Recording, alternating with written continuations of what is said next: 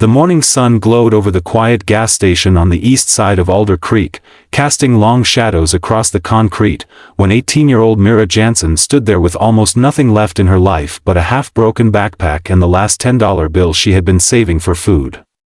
She had slept behind an abandoned cafe the night before, curled beneath a thin hoodie, trying to convince herself she wasn't hungry enough to faint.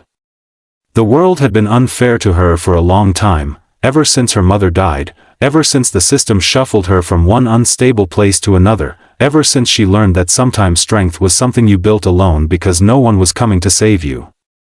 She didn't expect anything to change that day. She didn't expect the world to suddenly care.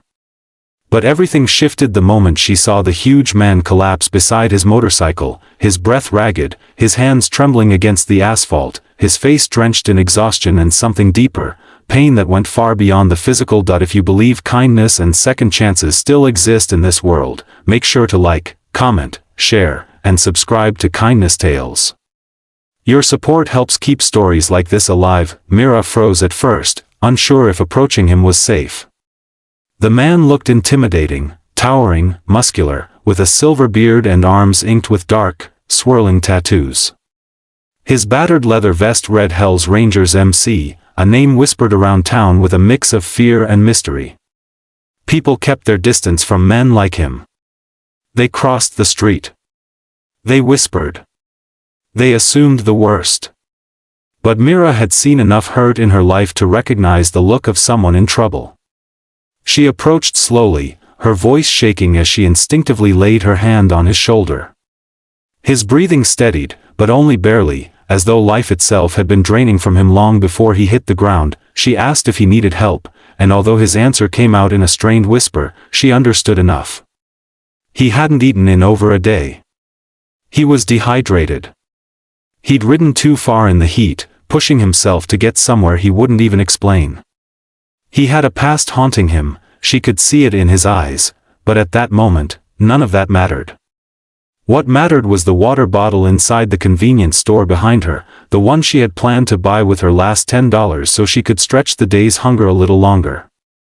She knew choosing to spend it on him meant she would go to bed with her stomach aching again. But she also knew she had felt a different kind of hunger for far too long, the hunger to matter, to help, to be something other than invisible. Inside the store, she bought the water and a small pack of crackers, feeling a knot twist in her chest as the cashier handed her the receipt. When she knelt beside the man again, handing him the water, she watched the way he closed his eyes as though trying not to break apart in front of her. His hands shook as he drank, and then slowly, very slowly, his breathing steadied. He told her his name was Rogan, though she hadn't asked. Something about her presence, gentle, quiet, unafraid, seemed to lower walls he had spent decades building. When he tried to stand, his knees buckled, and she helped him sit again, staying with him until the strength returned to his body. She didn't know that the Hell's Rangers were fiercely loyal to those who showed them humanity. She didn't know that her small, selfless act had been witnessed by someone who later made a phone call that would change everything. All she knew was that she couldn't leave him alone until she was sure he was safe. When Rogan finally stood on his own, he rested a hand against her shoulder, not in dominance or intimidation, but gratitude.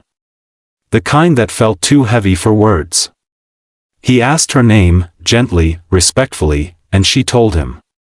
He didn't pry into her life or her struggles, though her tattered clothes and weary eyes told the story without explanation. He simply nodded, as though memorizing her face. Then he climbed onto his motorcycle, the engine rumbling with a deep growl that echoed through the empty lot. Before leaving, he looked back at her one last time, his expression caught somewhere between regret and promise. She didn't know what it meant until the next morning. Mira woke to the familiar weight of hunger twisting inside her. The sun had barely risen when she walked back to the gas station, hoping to find a lost coin on the ground or maybe an odd job sweeping the parking lot for a few dollars. But the moment she stepped onto the pavement, she froze. The air trembled. A low rumbling vibration grew in the distance, faint at first, then louder, stronger, until the entire street began to shake. Curious bystanders emerged from storefronts and houses, squinting toward the highway. Mira shielded her eyes as the first motorcycles appeared, then another, and then dozens more, the roaring engines filling the air like thunder. Within minutes, 200 motorcycles rolled into the station, forming a perfect semicircle around her. Engines idled. Boots hit the ground. Leather vests bearing the insignia of Hell's Rangers MC filled her vision. For a moment, Mira thought she was dreaming. People whispered nervously from the sidewalks, unsure if something dangerous was about to unfold. But the bikers weren't looking for trouble. They were looking for her. Rogan stepped from the center of the group, his tall frame casting a wide shadow across the concrete. His posture was stronger, steadier, and his face carried an intensity she hadn't seen the day before. He told the others she was the girl who saved him. The one who spent her last bit of money helping a stranger everyone else avoided. The whispers among the bikers quieted into stillness, replaced by something else entirely, respect. Rogan explained that he hadn't collapsed simply from heat or hunger. He had been on a long ride after receiving devastating news. His younger brother, his last living family, had passed away. The grief had driven him through sleepless nights and hundreds of miles of road. But Myra's compassion had stopped him from collapsing in a way he might not have recovered from. She had given him water, food, and something rare, humanity without judgment. As she stood there, overwhelmed and unsure what was happening, Rogan nodded to a biker near him.